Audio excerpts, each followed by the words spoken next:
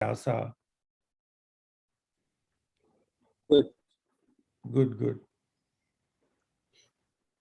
And you yourself tell me, Sarvamidam, Sarvametam dam ritam manne yanma vadisa keshava nahi te bhagavan vyaktim viduderva na danava. All this I accept as true, which you have told me, O Krishna, Lord, your manifestation, the gods and demons do not know. Verse 15. Swayam mevatmana na atmanam वेथ त्वं पुरुषोत्तम भूत भावन भूतेश देव देव जगतपते. You yourself, by yourself, know yourself, O highest being, O creator, O Lord of creatures, O God of gods, O Lord of the world. Verse 16. Vaktum aharase asi sena divya hyatma mavi bhutaya. Your divine glories, Yabi Barvi Bhuti भी लोक arcane इमास तत्वम व्याप्य तिष्ठसि. Please describe completely your divine glories, the glories with which the worlds you pervade and abide therein.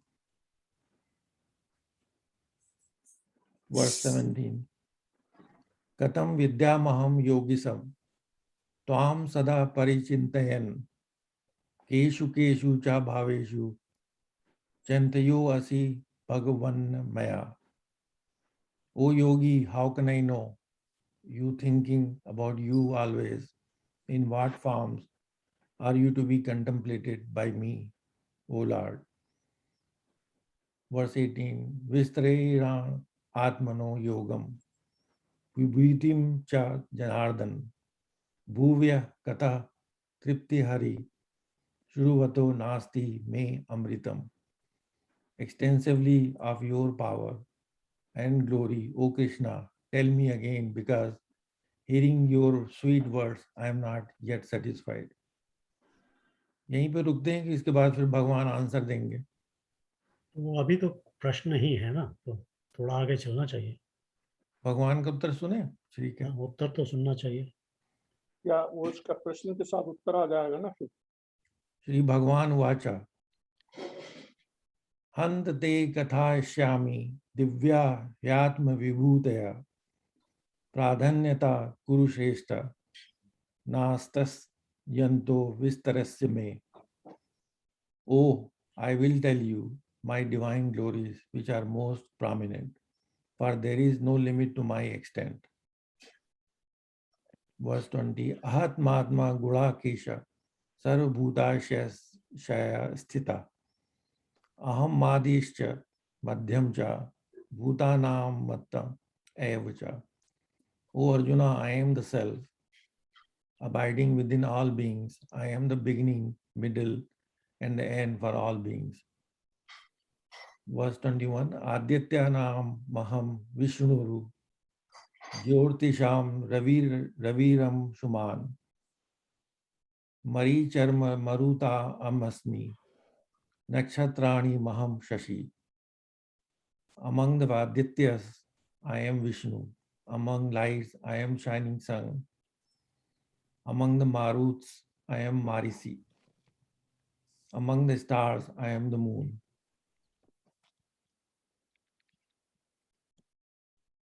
Verse 22. Vedanam Samvedo Asmi Devanam Asmi Vasava Indriyanam Manaschasmi Bhutanam Asmi Chetana. Among the Vedas, I am the Samveda. Among the gods, I am the Vasus. Among the senses, I am the mind. For beings, I am consciousness.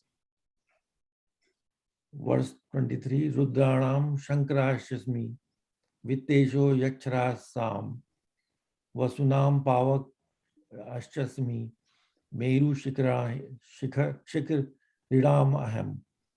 Among the Rudras, I am Shankara. Among the spirits, I am the Lord of Wealth. Among the Vasus, I am Pavaka. Among mountains, I am Meru.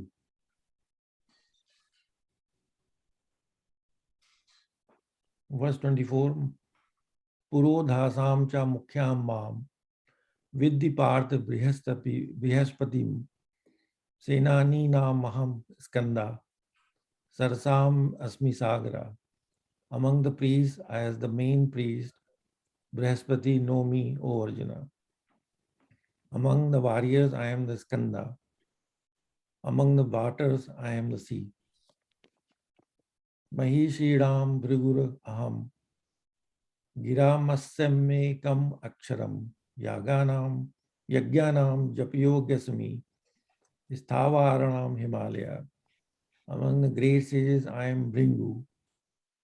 Among the words, I am the one syllable Om. Among sacrifices, I am Japa. Among the unmoving, I am the Himalayas. बस मेरे ख्याल रुके कहीं रुकते हैं. हाँ, बहुत ज्यादा काफी हो चीजें गया. हैं इसमें. अगर एक एक चीज को पकड़ेंगे तो काफी लंबा चलेगा ये. चलिए, बहुत अच्छा.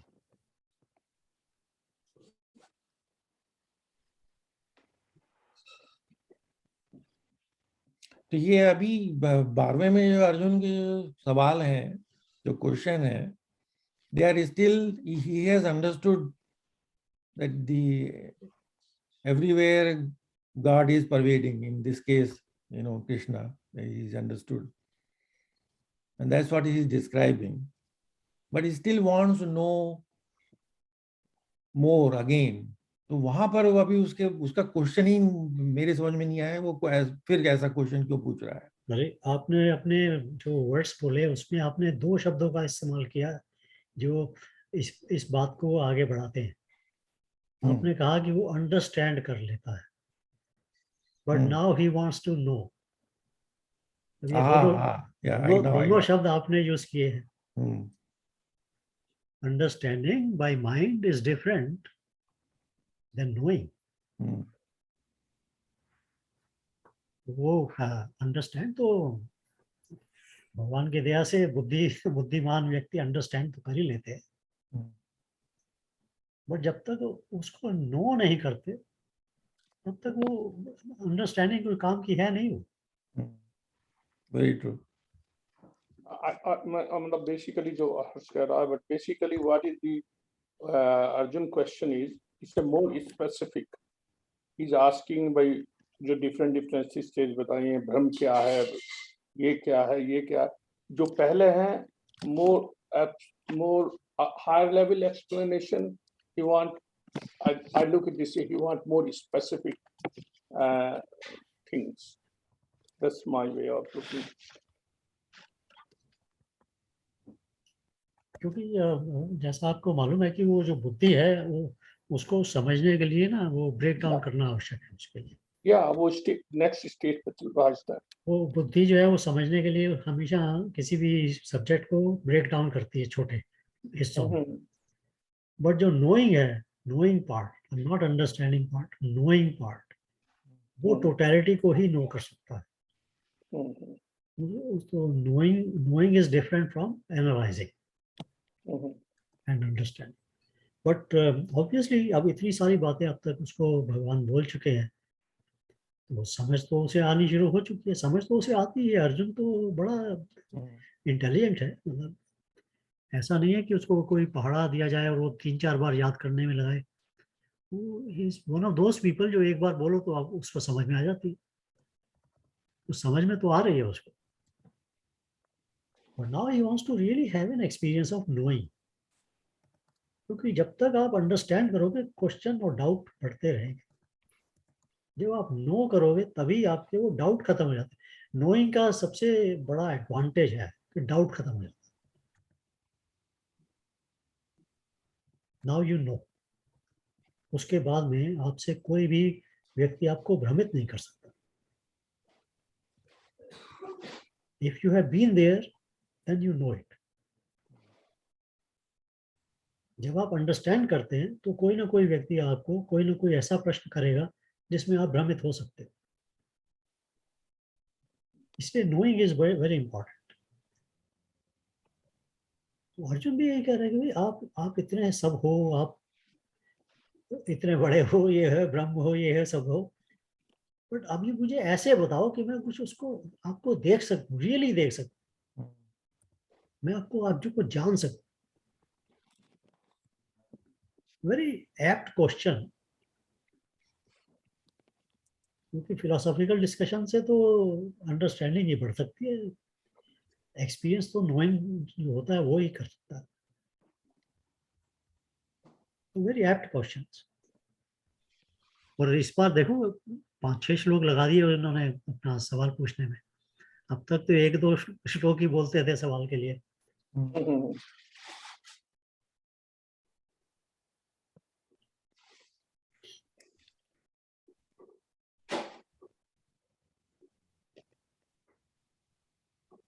क्यों राम विनोद जी? हाँ जी, बस समझने की कोशिश कर रहा हूँ। हाँ, so let us see. जो स्पिरिचुअल सीकर है वो हमेशा अंडरस्टैंडिंग के बाद डूइंग की तरफ जाता है। स्पिरिचुअल सीकर के लिए जो रास्ते में रुकावट है वो ये है कि जब वो अंडरस्टैंड कर लेता है तो वो समझता है कि मैं नो कर चुका हूं। जब ये भाव उसके मन में आ जाता है तो ये उसकी रुकावट हो जाती है। उस रुकावट के साथ बहुत समय तक जो अध्यात्म का जो सीकर है वो उसके साथ में बहुत समय तक रुक भी सकता है, बट इवेंचुअली उसके दिल में ये भाव हमेशा आता ही है कि अब मैं उसको अनुभव कर सकूं, अब मैं उसको जान सकूं। या जो उसके 18वें में इसी बात को कह रहा है अर्जुन कि भाई अब मुझे विस्तार से अपनी विभूतियों और योगियों को विस्तार पूर्वक चाहिए। हाँ, तो अब उसके अर्जुन के लिए भी यही प्रश्न है ना। मगर अर्जुन जो है, देखिए अर्जुन बहुत वाइज है। नॉर्मली मैंने आपने भी देखा, अनुभव किया होगा, नॉर्मली ये होता क्या है कि जो भी व्यक्ति है जब वो एक किताब को समझ जाता है तो वो कहता है कि मैं समझ गया, अब मैं सब कुछ जानता हूँ। ये नॉर्मल है। ये कहते हैं कि ज्ञान के पाथ में, रास्ते में, ज्ञान योग के रास्ते में अहंकार मिलता है, भक्ति योग के रास्ते में अंधविश्वास मिलता है,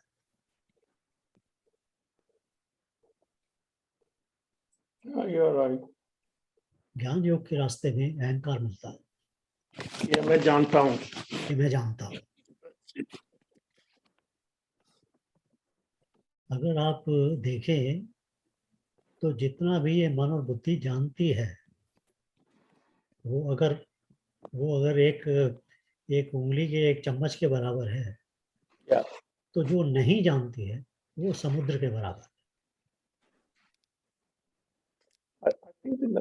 पूरा तो कभी जाना ही नहीं जा सकता। हाँ, तो जो बुद्धि है जब वो उस चम्मच को जानने के बाद कहती है कि मैं जानता हूँ, तो उसके ये रास्ते में उसके लिए बड़ा एक बड़ी रुकावट आ जाती है। और अर्जुन को मैं इसलिए ही यहाँ देख के थोड़ा सा दिल खुश भी होता है कि देखो वो रुका नहीं है, उसको इतना, मतलब कहते हैं कि भगवान खुद बता रहे हैं उसको। हम लोग तो किताबों में से पढ़ रहे हैं और समझने की कोशिश कर रहे हैं, वहां भगवान खुद बता रहे हैं। और ना सिर्फ बता रहे हैं, उसके समीप खड़े हैं, उसके साथ में जो भगवान की जो शक्ति है, जो उनकी जो जो जिसको ऑरा कहते हैं, क्या हिंदी में क्या कहना चाहिए, उनकी उनका जो विभूति जो है, उनकी विभूति ना, उनका जो एक शक्ति का जो निकल रही है उनके अंदर से बाहर, क्योंकि भगवान के पास जाते ही वो शक्ति के आप उस सोर्स के पास में आप खड़े हैं।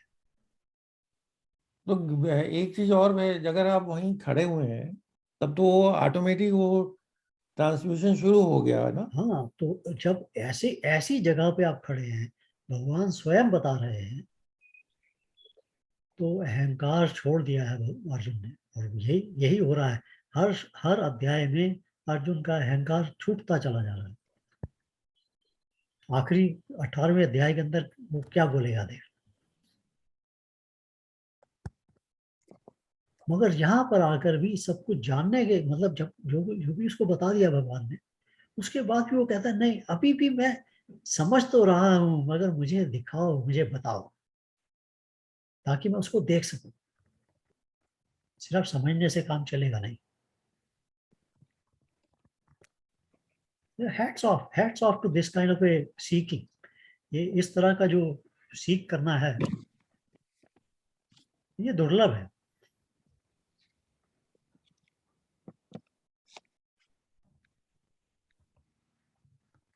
नहीं, तो ये सब सोच के जब अर्जुन बोलता है, तो देखिए अच्छा किया उसने बोला, तो कम से कम हम भी सीख सके। नहीं, ये सारे क्वेश्चन हम लोगों की भी तो हैं, हाँ, राइट। मतलब उसने हमारा जो रास्ता है उसको छोटा कर दिया। क्वेश्चन तो ये सभी हम लोगों ने करने ही हैं, मगर अर्जुन ने वो हमारी तरफ से पहले पहले बोलकर हमारा रास्ता छोटा कर दिया। और दूसरा, अर्जुन के क्वेश्चन से हमको ये वार्निंग भी मिलती चली जाती है कि ये जो ये अंडरस्टैंडिंग का जो घमंड है, अहंकार है, उसको छोड़ना होगा, नोइंग की तरफ बढ़ना आवश्यक है। जो कि he is reaching towards that. हाँ, That's why तो he is going towards it. ये भगवत गीता हर अध्याय के अंदर आपको एक कदम आगे ले जाती है।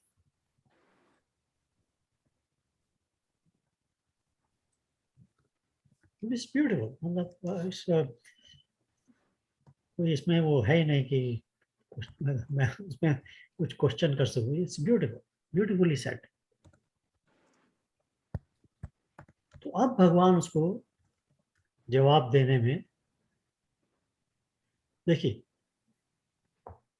आज के युग में अगर आप किसी ऐसे प्रदेश में चले जाएं जहाँ पर किसी व्यक्ति ने वेदों के बारे में, या जो वेदों की जो हमारी ज्ञान है उसके बारे में सुना नहीं,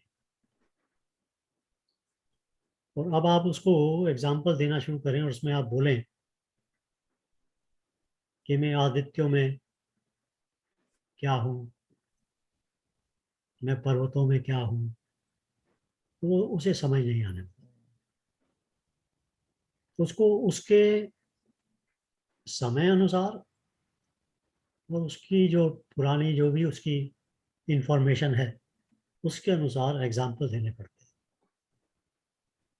अर्जुन जो है वो बहुत सीखा हुआ है। जब अर्जुन को भगवान बोलते हैं कि मैं इनमें से ये हूँ, मैं उनमें से वो हूँ, तो अर्जुन को वो सारा ज्ञान है कि भाई ये क्या कह क्या रहे हैं। बट ऑनेस्टली स्पीकिंग, जो हम लोग जब बैठे हैं यहाँ पर, अगर हम उनके एक एक वर्ड को देखें, तो शायद हमें फिर से एनालाइज करना पड़ेगा, जाके वापस सोचना पड़ेगा कि ये वासु क्या है। मेरा क्वेश्चन आने वाला था वो उस पे। अब मैं भी थोड़ा समझदार हो गया हूँ तुम्हारे साथ रह रहे के।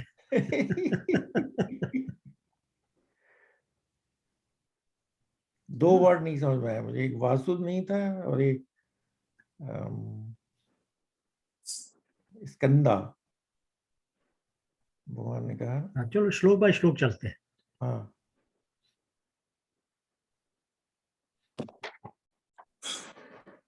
एक्चुअली ये 17वें में मेरा एक क्वेश्चन था, हाँ बोले। जहाँ वो ये पूछा ना, वो योगी, जैसे अर्जुन जो है भगवान को योगी क्यों कह रहा है? How can I know you thinking about you always in what form are you to be contemplated by me? हालांकि ये इंग्लिश का ट्रांसलेशन है, लेकिन जो कि उतना कंप्लीट नहीं है। तो मेरा क्वेश्चन ये है कि by now Arjun knows that he is the Lord of the Lord, right? But He he's still asking. understands. He understands. He has been told, but he doesn't know. हम लोग no word को बहुत Easily. Simply use कर लेते हैं, but हम जानते हैं कि ये नो जो वर्ड है, इसका हमारे शास्त्रों में इसका क्या, इसकी परिभाषा क्या है? Understanding is not knowing.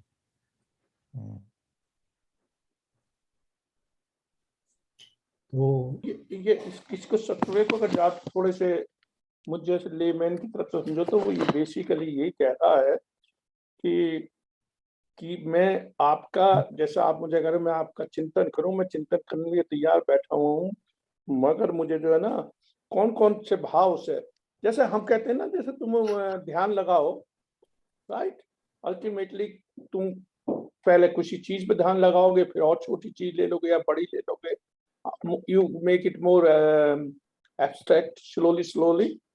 So I think that's what he's saying in this one. As a layman, I'm looking at कि भाई मैं करूंगा तो करता तो तेरा चिंतन हूँ, बट मैं किन किन भाव से तुझको देख, वो फिर उसको लिस्ट बताते हैं कि अगर भैया तू वेद की बात कर रहा तो साम वेद से देख, और पर्वत की बात कर रहा तो that's what I think. You're right.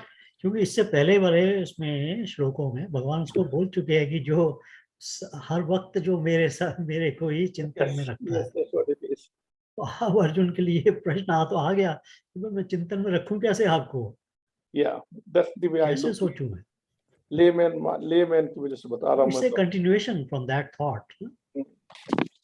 उस विचार से, ये पुराने से थॉट से कंटिन्यूएशन है. अब भगवान ने कह दिया कि जो जो मुझे मेरा ही ध्यान रखो हर वक्त. वो कहता है भाई रखूं कैसे? Yes, like that. तुम कहते हो ना कि मेडिटेशन करो, इस पे ध्यान दो, इस पे दो, you are withdrawing in pain and this and that. तो भाई हर कोई कहता है जीरो थिंक कर, कोई पॉइंट कर, कोई ये कर ना. That's what it is asking. ये जो मेडिटेशन करते हैं, ध्यान लगाने वाले, उनके लिए एक बड़ा प्रश्न होता है. प्रश्न ये होता है कि अगर मैं ब्रह्म को निराकार समझता हूँ तो मैं उसके ऊपर ध्यान कैसे लगाऊं? Yeah.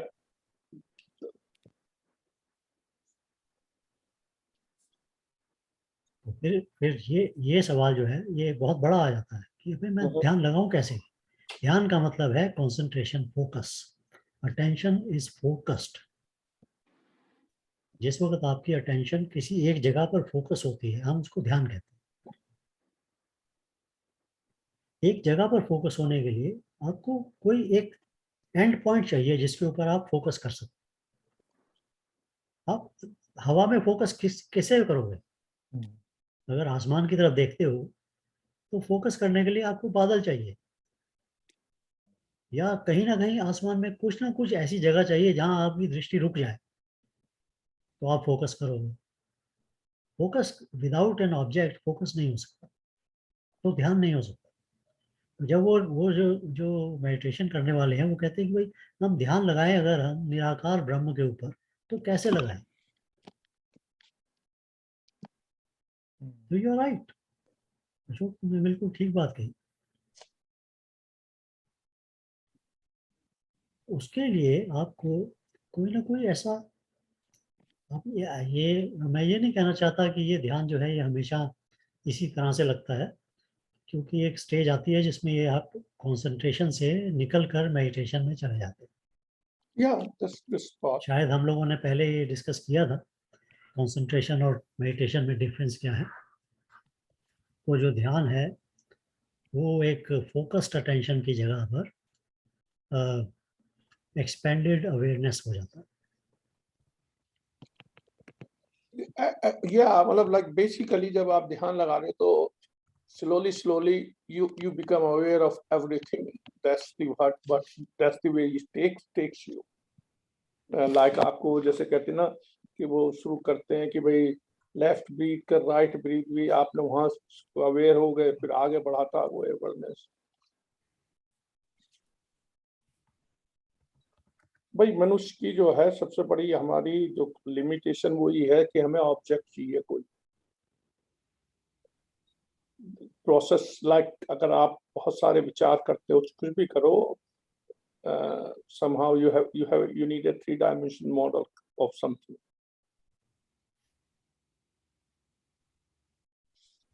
विचार जो है वो शब्द ही जो है वो यही बताता है कि आप विचार हमेशा फोकस्ड ही होता है।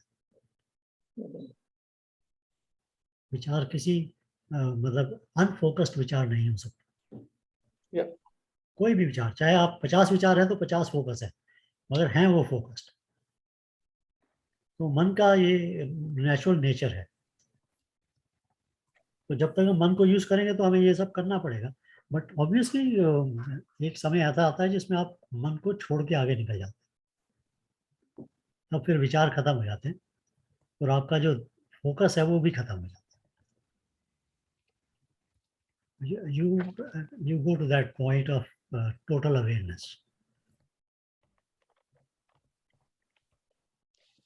बट एनीवे वो तो आगे की बातें हैं। Yes, चलो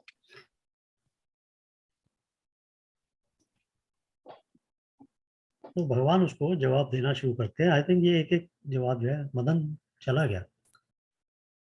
आ जाते हैं तो एक बार बीच में भी चले गए थे, बीच में से आ गए। comes sometimes he maybe not topic is not नहीं, मदन को शायद लगा कि भाई हम पता नहीं क्या बात कर रहे हैं। अच्छा हाँ, तो उसने बोला विस्तार से मुझे बताइए ना। yeah. तो 20th से शुरू हो गए ना वो बताना। 19 से हो जाए। 19 में तो उन्होंने कहा ठीक है, तुमने पूछा था, I will tell you about my divine glories. Actually from here I'm just going forward in a sense. From 20 onwards इस chapter 10 में मैं इसको इस तरह से देखता हूँ कि वो किसी भी जिस चीज विभूति का वर्णन कर रहे हैं उसमें जो बेस्ट है उसका नाम लेते हैं। वो भाई पर्वतों में मैं हिमालय हूँ और फलाने में सामवेद हूँ। हाँ, सामवेद हूँ, वेदास में सामवेद हूँ। मतलब हर उसमें जो है ना वो सबसे जो I don't know you can call it a best or the number one of that set. Yes. That's the so yeah this is a thing is the best of the best of the best in everything. That's Right. what I see from here to the end of the chapter 10. और यहाँ तो ये पूछ ही रहा है वो अगले में तो वो कहेगा भैया अभी तो अभी और दिखाओ। नहीं तो हर्ष, मेरा एक क्वेश्चन ये है कि क्योंकि वो बेस्ट ऑफ बेस्ट की वो बात कर रहे हैं भगवान, तो इसका मतलब भगवान has, I mean of course he knows everything, लेकिन he is giving that example, जैसे I am the Himalaya, I am the Samavedam, I am Bhringu Rishi, so that Arjun can relate the qualities of these people or these mountain and Prabhat, that, लेकिन ये प्रश्न तो बहुत important है कि why he is always talking about best. He is best among all, you know. I mean, मेरी समझ में, because everywhere he pervades everything, he is available in everything. Why he talks about only, मतलब इनमें जो best है वो मैं हूँ, इनमें जो बेस्ट है वो मैं हूँ।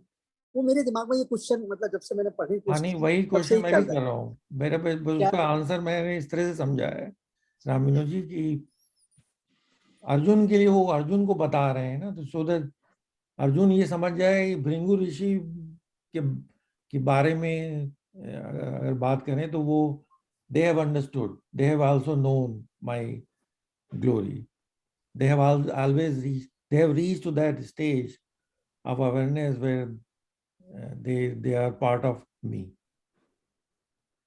मेरा ऐसा लगता था कि by example he trying to give Arjun that this is how you can relate to me. ऐसा होता है कि मैं आपसे एक एग्जांपल देने की कोशिश करता हूँ। अगर आप कहें कि बेस्ट कंस्ट्रक्शन, टॉलेस्ट आर्किटेक्चर में कौन बेस्ट है,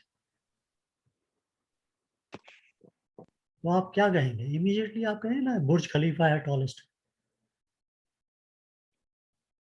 उससे पहले, आज से 20 साल पहले CN टावर होता था, 25 साल पहले, फिर वो मलेशिया का बन गया टावर।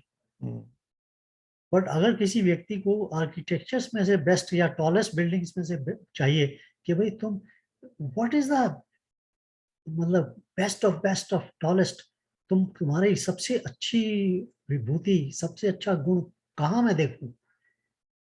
तो बोले अगर तुमने मेरा एज एन आर्किटेक्ट बेस्ट रूप देखना है तो फिर बुर्ज खलीफा की टॉल बिल्डिंग को देखो। सो वो आदमी कहता है हाँ ना होता, हम as far as I know, मतलब वो व्यक्ति जो है कि जितनी मेरी संसार की जो जानकारी है उसके अंदर जो व्यक्ति बुर्ज खलीफा जैसे टॉल बिल्डिंग को डिजाइन करता है या कंस्ट्रक्ट करता है वो बेस्ट है। कल को कोई और आ जाएगा तो फिर उसको बोलना पड़ेगा कि वो वाला बेस्ट है। बट अब उसकी नॉलेज जो है, उसका जो संसार है वो लिमिटेड है।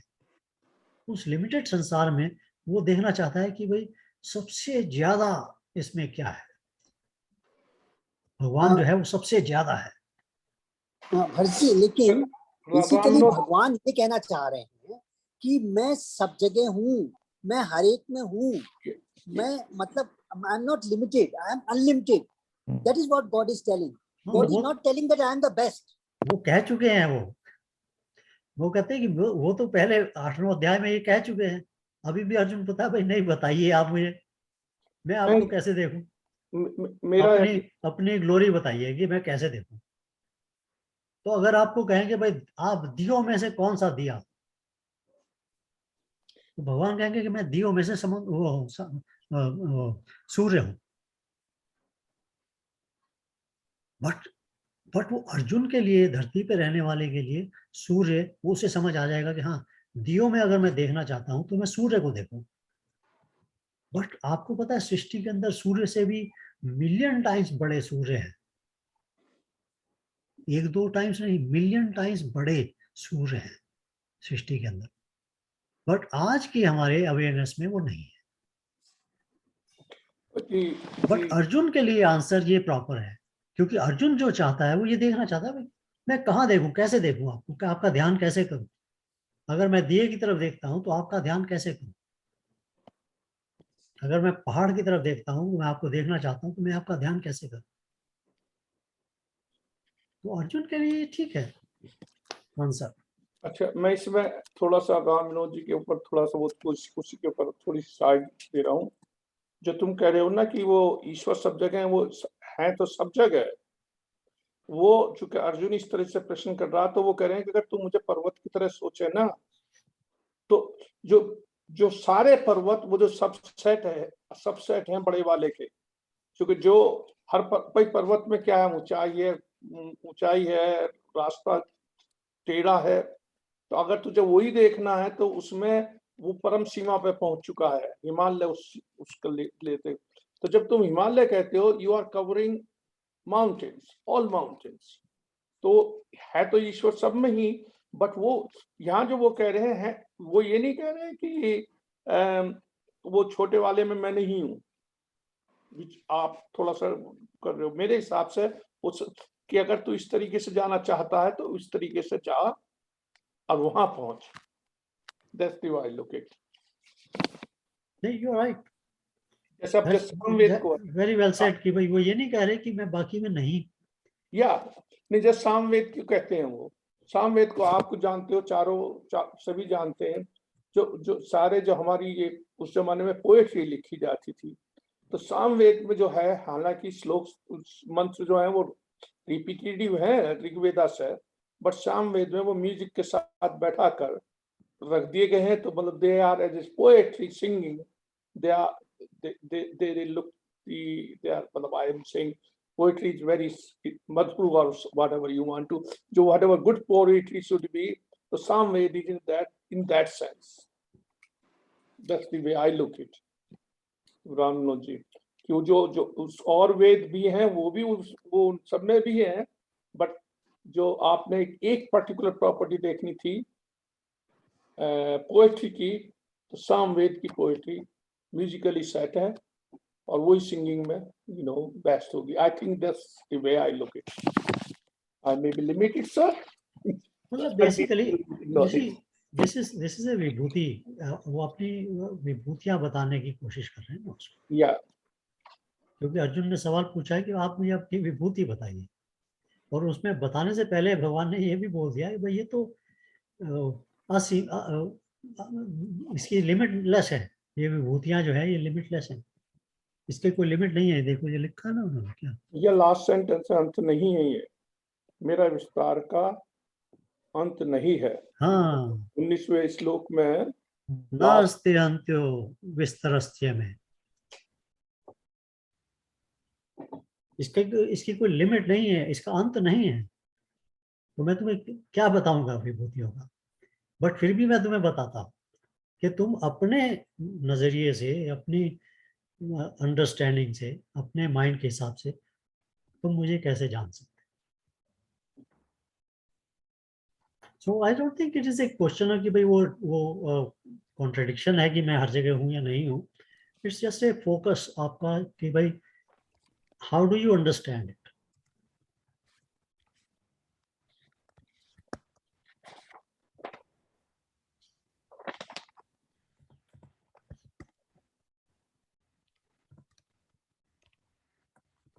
चलो इंडिविजुअली को ब्रेक कर लो भाई. और क्या, नहीं तो ये तो सारे, वैसे तो ये समरी होगी सारे चैप्टर की है ये समरी. अहम आत्मा गुणाकेश सर्वभूताशय स्थितः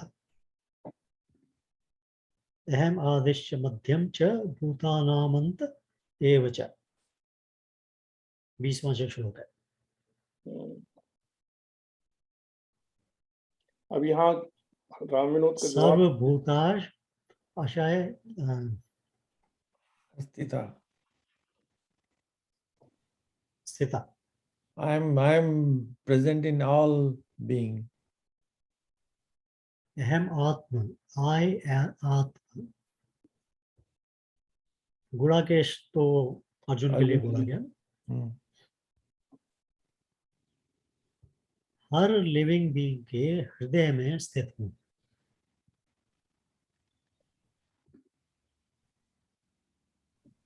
सो जस्ट टू स्टार्ट, रामिनो जी, आपके क्वेश्चन का जो आंसर है वो भगवान ने अपने आंसर देने से सबसे पहली लाइन में बोला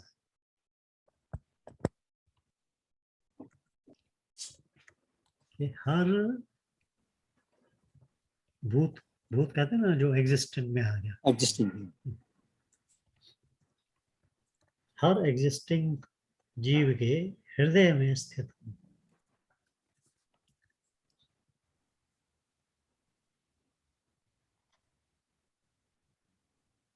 यार ये भी और सेकंड बोला अहम आदिश्च मध्यम चे भूतानाम अंत एव च. Beginning, middle and end. I think पहला ये जो आंसर का श्लोक है, ये 20वां, ये राम विनोद जी के लिए है. I am the beginning, I am the middle, and I am the end also. तो राम विनोद जी, तुम्हें से तो आज गुरु मंत्र मिल गया है भाई. anyway, चलो. देखो कितना अच्छा लग रहा है कि भाई राम विनोद जो सवाल कर रहे हैं वो भगवान पहले उसका जवाब दे रहे हैं, अर्जुन का बाद में देंगे.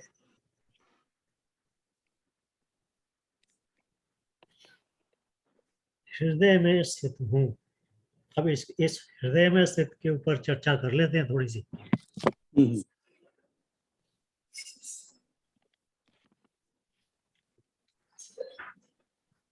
अब हम लोग क्या करेंगे, इसको चर्चा करेंगे तो हम इसको फिर से उसी फील्ड में ले जाएंगे जो हमारी अंडरस्टैंडिंग के अंदर होता है. या अब हम उसको जोड़ेंगे, घटाएंगे कि भाई हृदय में रहने से क्या मतलब. तो मगर जो हमारी अंडरस्टैंडिंग उसके हिसाब से हम उसकी बात करेंगे. जो प्रभात, हृदय में रहने से क्या मतलब. तो जो चैतन्य पार्ट है भगवान का, that because of which this Jiva Atma is surviving and living on this earth. That's what that's who I am, right? Once that consciousness goes away, nothing is left. हृदय को अगर आप हृदय के गुण की व्याख्या करना चाहें तो क्या हृदय के क्या गुण होंगे?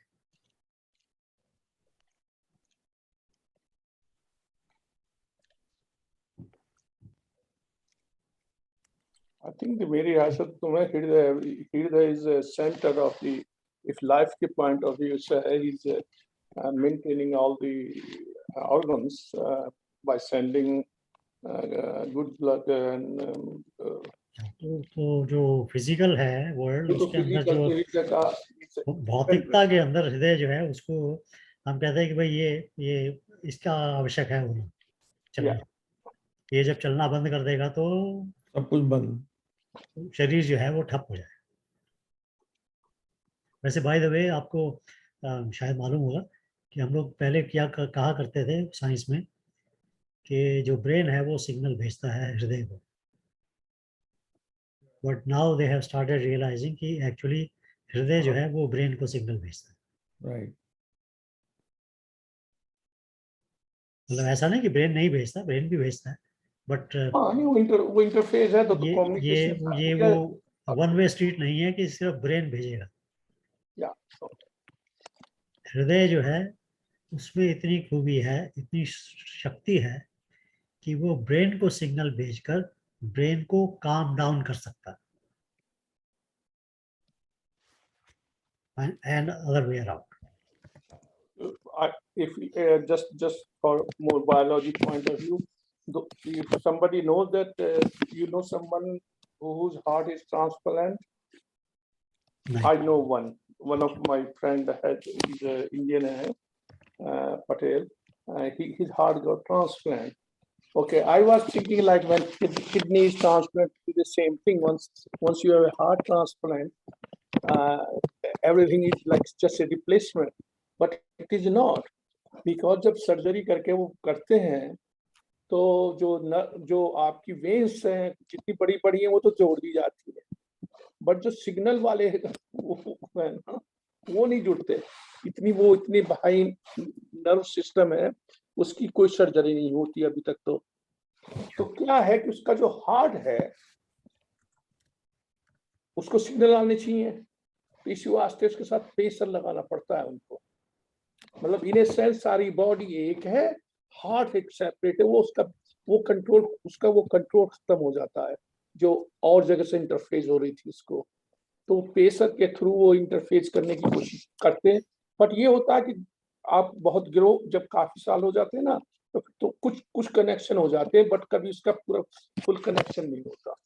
ये मैंने पहले कभी नहीं सोचा था, जब उसका पटेल का हुआ तो मैं मतलब तब मुझे इस बात का, और फिर वो जो है कि यहाँ बहुत बड़े डॉक्टर हैं, वस्कुलर सर्जन, तो इसके विष्णु मंदिर के वो हैं डॉक्टर, नाम भूल गया था मुझे, विष्णु मंदिर के जो संस्थापक हैं, वो सबसे बड़े टॉप वस्कुलर जर्नल है सर्जन है यहाँ इसमें ओंटारियो में, कनाडा में। उन्होंने भी फिर मुझे एक दिन ये समझाया कि भाई मैं करता तो हूँ, बट नर्व जो है वो बहुत छोटी है, वो अभी हमारे पास टूल्स नहीं है जो हम उनको जोड़ सके, तो हार्ट का कनेक्शन नहीं हो पाता जब ट्रांसप्लांट का। अच्छा, तो ये एक तो ये हो गया भौतिक रूप से हृदय जो है वो आपके जीवन के लिए आवश्यक हो गया, ठीक है। अभी उसके बाद में आप थोड़ा सा आगे चले, उसके प्राण की तरफ से चले। सिग्नल्स का मतलब क्या है कि प्राण जो प्रोसेसेस हैं, फिजियोलॉजिकल प्रोसेसेस, यस, उनको मेंटेन करने के लिए। तो उसके अंदर जो ये स्टडीज हैं, साइंटिफिक स्टडीज हैं, वो साइंटिफिक स्टडीज भी बताती है कि जो हृदय है आप उससे सिग्नल ऐसे भेज सकते हैं बाकी रेस्ट ऑफ द बॉडी के अंदर कि आपकी रेस्ट ऑफ द बॉडी जो है वो प्रॉपर फंक्शन करने लगे। और अगर वो सिग्नल आप मैनेज नहीं करते हैं तो वो इम्प्रॉपर फंक्शन करती है। तो ये इसके लिए मैं एक छोटा सा आपको उदाहरण देता हूँ, ज़्यादा तो नहीं इसमें जाऊँगा, क्योंकि अब हम हृदय की बात कर रहे हैं, तो थोड़ा हम लोग भौतिक से शुरू करेंगे और आगे बढ़ते चले जाएंगे। नहीं, चक्रास का भी तो है ना वो सेंटर में, अमंग द इसका ऑल 7 चक्रास, राइट, बैलेंसर। हाँ चक्रा तक भी जाएंगे, उसके बाद भी जाएंगे, आगे भी जाएंगे। ठीक है, तो एक अब आपको आपकी हार्ट बीट होती है, ठीक है। आप अगर हार्ट बीट देखते हैं और आप लिखते हैं, नोट करते हैं, तो लिखते हैं भाई 72 heart beat, 76 heart beats per minute. But जो ये 76 72 जो भी लिखते हैं आप 80, वो हम एक अजम्पशन कर लेते हैं कि ये सब इक्वल डिस्टेंस पे है, इंटरवल जो है उनका इक्वल है। वो इक्वल नहीं होता, तो वो इंटरवल जो है वो डिफरेंट होता है। From one heart beat to other heart beat to other heart beat, इनका जो इंटरवल है वो डिफरेंट है। एंड ये डिफरेंट होना is a good thing, is not a bad thing, it's a good thing. तो हार्ट के अंदर दो चीजें फंक्शन कर रही है। एक तो ये इंटरवल फंक्शन कर रहा है, मतलब वैसे तो बड़ी सारी चीजें, but just to give you this example. Second क्या फंक्शन कर रही है कि जो हार्ट बीट होती है, तो प्रेशर बढ़ता है, प्रेशर कम होता है, प्रेशर बढ़ता है, प्रेशर कम होता है। ये इनका जो संबंध है आपके ऑटोनॉमिक नर्वस सिस्टम से है। ऑटोनॉमिक नर्वस सिस्टम के अंदर सिंपैथेटिक नर्वस सिस्टम और पैरासिम्पैथेटिक नर्वस सिस्टम माना जाता है।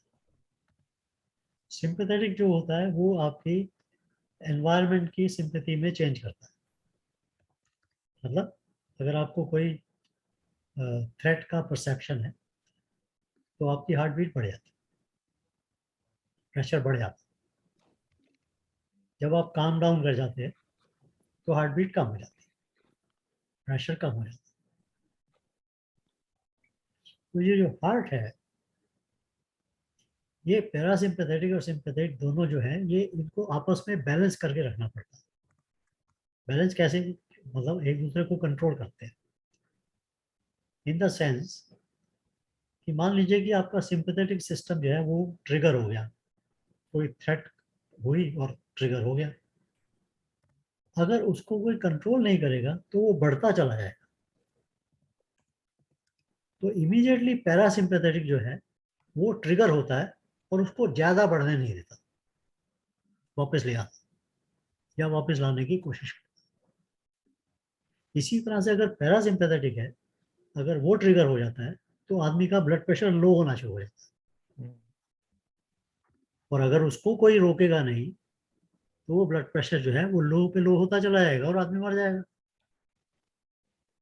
तो इमीडिएटली सिंपैथेटिक जो है वो उसको ट्रिगर करके वो वापस रोक लेता है कि भाई आपको ज्यादा लो नहीं जाने दो। तो सिंपैथेटिक एंड पैरासिम्पैथेटिक जो है, ये दोनों ऑटोनोमस जो सिस्टम है, ये एक दूसरे के मिल के काम करते हैं, समझ लीजिए ऐसा। ऑल्दो उनका पर्पस डिफरेंट है, एक का बढ़ाना है, एक का घटाना है, बट वो मिल के काम करते हैं। तो ये जो हार्ट बीट है, जब इसका इंटरवल डिफरेंट होता है, वो आपको कैपेबिलिटी देता है आपके पैरासिम्पैथेटिक और सिंपैथेटिक नर्वस सिस्टम को एक दूसरे के साथ मिलके काम करने की, और वो कैपेबिलिटी बढ़ा देता है। तो जब हम हार्ट के थ्रू, जब हम हार्ट को पीसफुल स्टेट में रखते हैं, यानी जब हम अपनी इमोशंस एंड फीलिंग्स को पीसफुल स्टेट में रखते हैं, तो ये जो सिस्टम है आपका, ये प्रॉपर काम करता है। मतलब ये सिग्नल ब्रेन को जाता है, वो ब्रेन जो है वो रिवर्स में वापस उसको सिग्नल को यूज करके आपका ब्लड प्रेशर है बढ़ाता है या घटाता है। I will not go in too much of A detail, क्योंकि ये पूरा एक सब्जेक्ट ही है। बट उससे ये लोगों को इनको पता लगा कि भाई एक्चुअली हार्ट जो है वो सिग्नल भेजता है, इससे रिवर्स सिग्नल।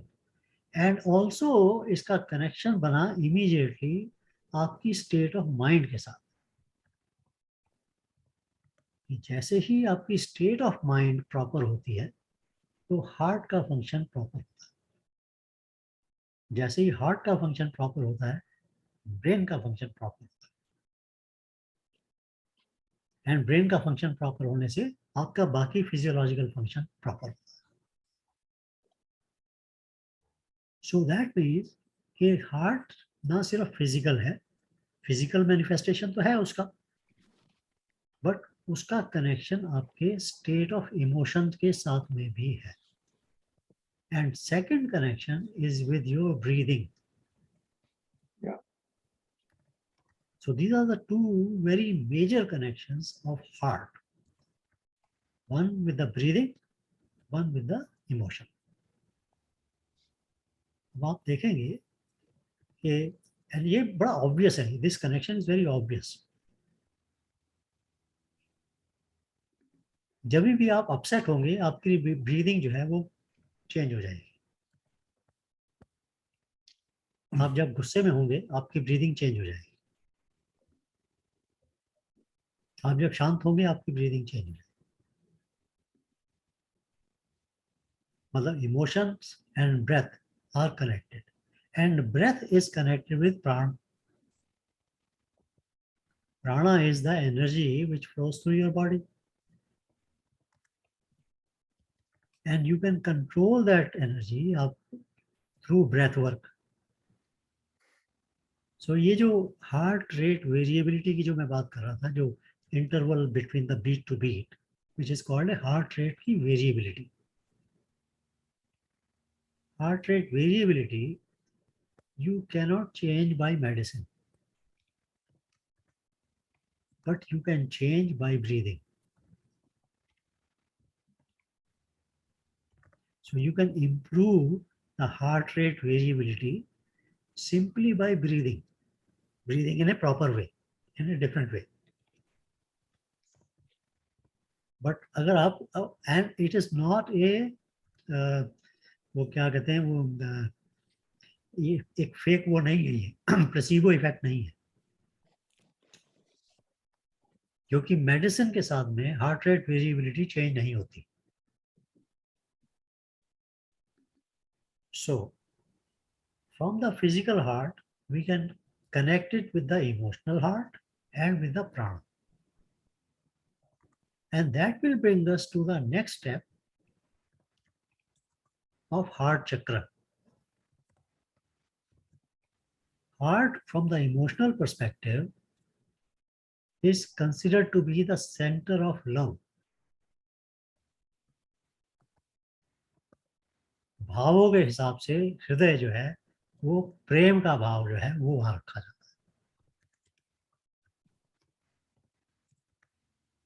प्रेम का भाव जैसे आपका जब हार्ट चक्र जब हम कहते हैं जिसको, अगेन इससे मैनिफेस्टेशन, बट हार्ट चक्र जो है जब वो आपका बैलेंस्ड होता है तो आपका प्रेम का भाव बढ़ता है, और वो प्रेम का भाव जो है अगर उसको आप हार्ट चक्र को जैसे जैसे एक्सपैंड करते हैं या प्रेम के भाव को जैसे जैसे एक्सपैंड करते हैं तो वो एक ऑब्जेक्टिव प्रेम से यूनिवर्सल प्रेम में कन्वर्ट होता है। अनकंडीशनल लव जिसको हम बोलते हैं वो हृदय से संबंधित है। अनकंडीशनल लव का जो स्टेज है वो स्टेज आपको स्टेज ऑफ वननेस पे ले जाती है। Unconditional universal love is the stage of oneness. Stage of oneness is a representation of Anand, which is the Sat Chit Anand ka Anand, the state of blissfulness.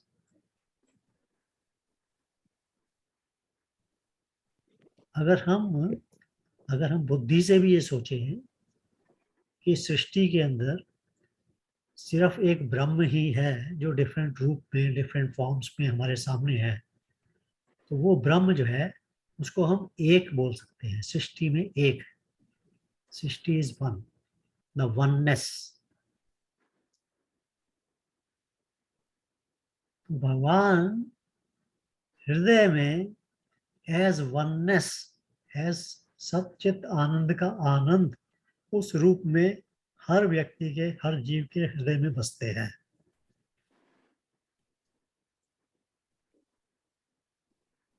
ये अलग बात है, हम अपने हृदय में से उस वननेस को लिमिट करने की कोशिश करते हैं, क्योंकि हमारे ऊपर बहुत सारे और फैक्टर्स भी चल रहे हैं ना। तो जैसे जो जो प्रेम का जो उसका जो मैनिफेस्टेशन है उसका, प्रेम का, उसको हम ऑब्जेक्टिफाई कर लेते हैं। हम एक वस्तु के लिए या एक व्यक्ति के लिए कर लेते हैं, बट वही प्रेम जो है उसी को हम यूनिवर्सल भी कर सकते हैं। एक हर एक क्वेश्चन है यहाँ पर कि अगर भगवान exist in the oneness form in the heart of every living being, तो जब वो मेडिटेशन की बात उन्होंने पहले कही है, then he said you should concentrate between the two eyebrows.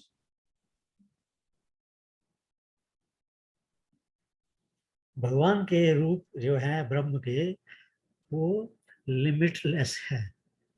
Eyebrow की बात हम करेंगे, अवश्य करेंगे, बट आईब्रो इज कालातीत। it goes without, beyond the oneness.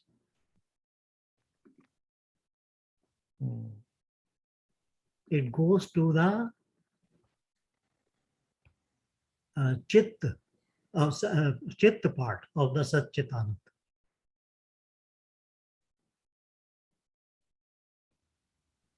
Crown chakra जो है वो जाएगा आपको सत्य पे ले जाएगा।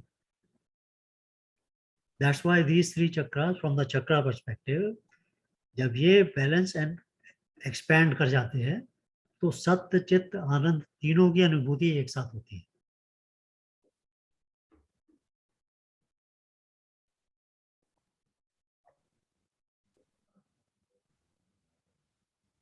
So coming back to the I stay in the hriday of everyone. एक छोटे से सेंटेंस में उन्होंने पूरी एक जो रास्ता है वो सामने रखा। It should not be taken as a very मतलब simple statement. It's a very huge statement. So if you want to see, अगर मान लीजिए कि अर्जुन ये सवाल पूछता कि आपने कहा कि आप तो हर जीव के हृदय में वास करते हैं, तो मुझे नजर क्यों नहीं आते, मेरे अपने हृदय में नजर क्यों नहीं आते? तो वहां अगर वो ये सवाल करता तो शायद एक और किताब लिखी जाती जिसके अंदर उसका तरीका बताया जाता कि आप कैसे करोगे। But this is a very big statement कि I stay in the heart of every living being. I am, it is a fact, it is there, it is from this part of your prana where you can experience the universal oneness.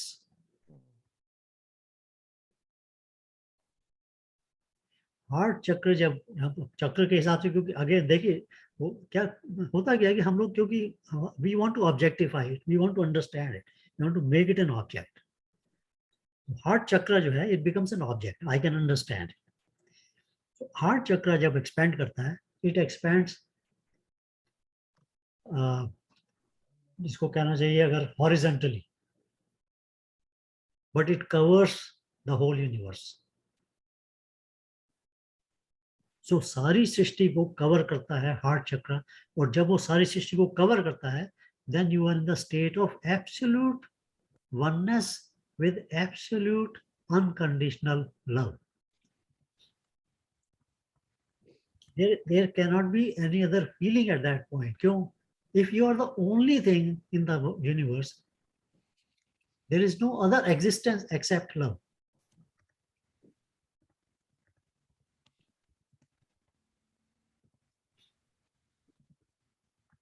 It's not okay, everything else is one. When we have understanding, okay, everything is one, we are saying everything else is one. That means हमारा mind understanding में आ गया. Heart chakra नहीं आया. Heart chakra doesn't say everything else is one. It says I am one with everything else.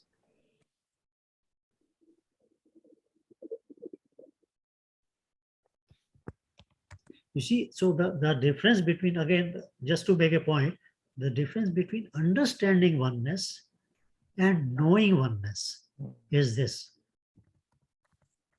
Knowing means your heart has become one with everything. Understanding means everything else is one. And I am different.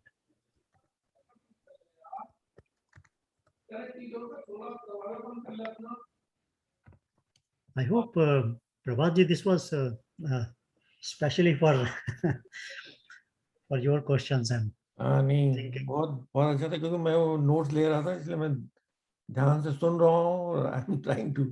so I stay in the heart of every being.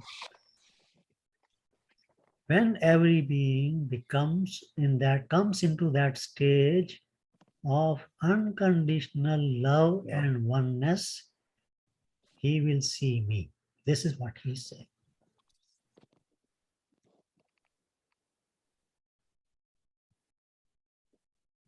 It's very deep meanings about all of these words.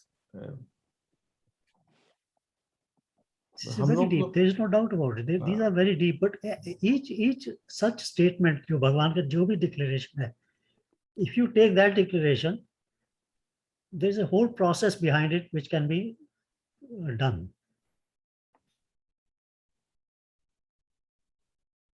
Very true.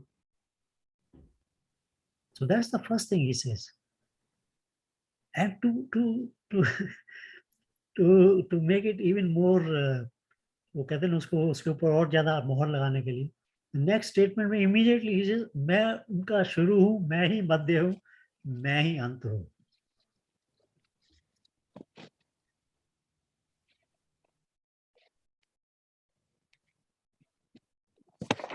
And this is where, Prabhat ji, अगर आपके चक्रास में जाएंगे तो this is where your third eye chakra will start coming in. Yeah. Just above the heart chakra. Okay, so जो भक्ति भाव है, जब भक्ति के अंदर लोगों को अनुभव होता है भगवान का, तो वो हार्ट चक्रा से होता है.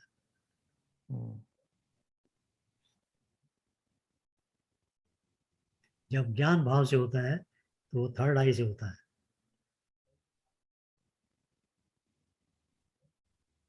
और जब ये दोनों मिल जाते हैं तब क्राउन चक्रा खुल जाता है.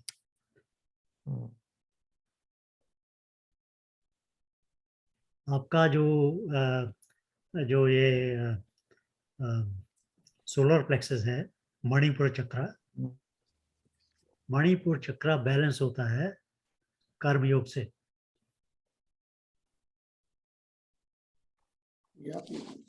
मणिपुर को अंदर पेट के अंदर रखना तो कम तो करना पड़ेगा. बिल्कुल.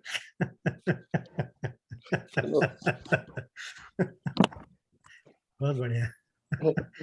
मैं इतना नहीं बड़े टाइम के ऊपर जोक मारा है. मैं इतना करता नहीं हूँ. मणिपुर चक्र है आपकी आइडेंटिटी. कर्म योग से आपकी आइडेंटिटी प्यूरिफाई होती है.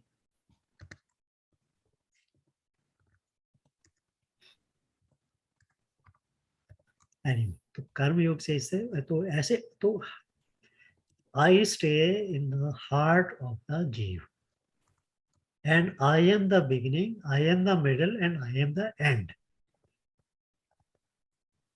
This is the first answer, which is mainly given to Arjun for Ram Vinod.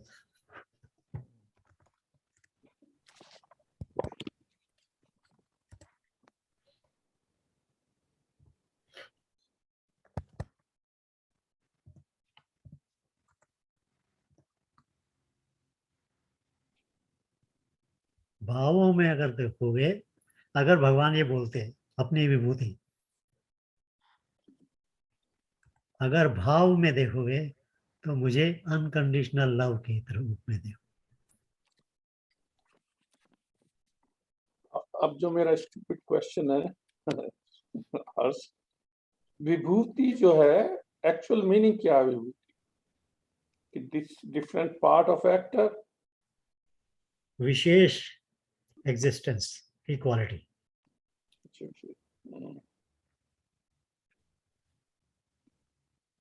जो उसको संस्कृत में अगर उसको तोड़ के बनाएंगे तो वो बनेगा, या विशेष वो आ गया, भूत वो आ गया।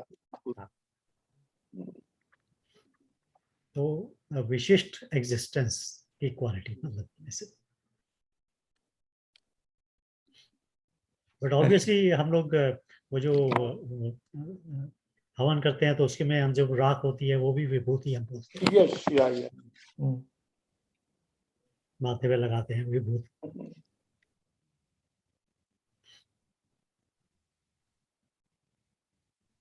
वो अर्जुन का सवाल है कि मुझे आप अपनी विशेष एग्जिस्टेंस की क्वालिटीज बताएं। Yeah, that's what I think ये भी है ना उसका question in implied. Yeah, I'm not able to experience. I understand everything that you have been telling me so far. Because But Arjun how wants do I to bring relate it, to it? bring it close. मतलब इतना सारा कुछ उसको बता चुके हैं, but now he wants to bring it close to him. He wants to actually not just understand, but know it. Know it, experience it, yeah. इसीलिए वो एग्जाम्पल दे रहे हैं डिफरेंट ऋषि। एग्जैक्टली, मतलब इसीलिए मैं कह रहा हूँ कि ये जो इतना हमने जो ये सब किया एक्सप्लेनेशन, और उसके बाद में अगर हम ये शब्द कहें कि भावों में मैं अनकंडीशनल लव हूँ, you see how this will connect with this kind of a explanation.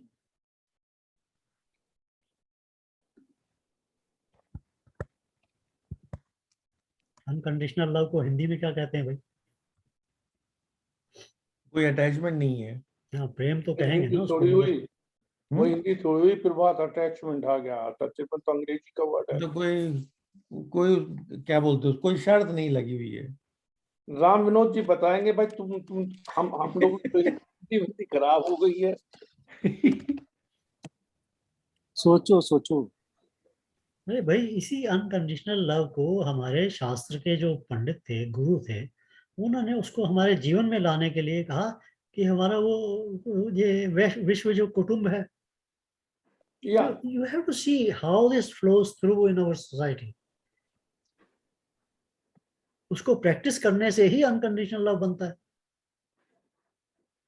Vasudev कुटुंबकम का जो कॉन्सेप्ट है, it is based on unconditional love. And वसुदेव कुटुंबकम के अंदर आपको मालूम है कि हम प्राणी मात्र को कहते हैं, ना कि सिर्फ जो ये नर नारी है, जो ह्यूमन है, वो सिर्फ उसी को नहीं कहते हैं Vasudev कुटुंबकम। Every living creature. Every prani, every living. That is what the unconditional love is. You see how the beauty of our जो ये सनातन धर्म की जो ब्यूटी है, कि किस तरह से फिलॉसफी को किस तरह से लाइफ के अंदर लाया गया है उसको सिंपल तरीके से।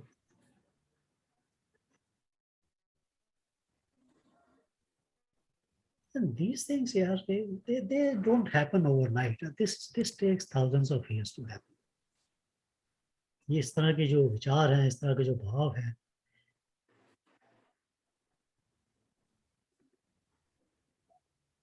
so anyway, so coming back, तो मैं इसलिए कह रहा था कि वैसे हमने पढ़े तो काफी सारे श्लोक हैं आज, बट हर श्लोक के अंदर काफी कुछ है।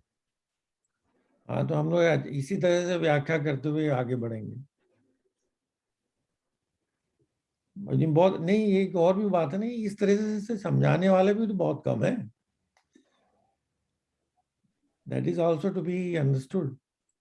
That's why we are still living at the superficial level of knowing. And अगर पहले बात तो अंडरस्टैंडिंग ही नहीं है, अगर अंडरस्टैंडिंग भी है तो नोइंग की तरफ बढ़ने का मार्ग जो है उतना क्लियर नहीं है. Well, it's not very well defined. मेरे Fine, we are मेरे not. जो मेरे जो गुरु है ना ऊपर से जो जो जो बता रहे हैं सारा कुछ जो भी है वो वो हंस रहे हैं तुम्हारी बात से. कह रहे हैं कि तुम हर्ष को देख रहे हो, उसे देखो. हम भी स्टेप ले रहे हैं ना भाई, Hmm, एक एक स्टेप पे जा रहे हैं. right. नहीं मतलब आप जस्ट सेइंग कि मतलब इस I तरह से know. मुझे फील हुआ कि जैसे वो हंस के बोल रहे हैं कि भाई ये तुम हर्ष को मत देखो, उनको देखो. I know.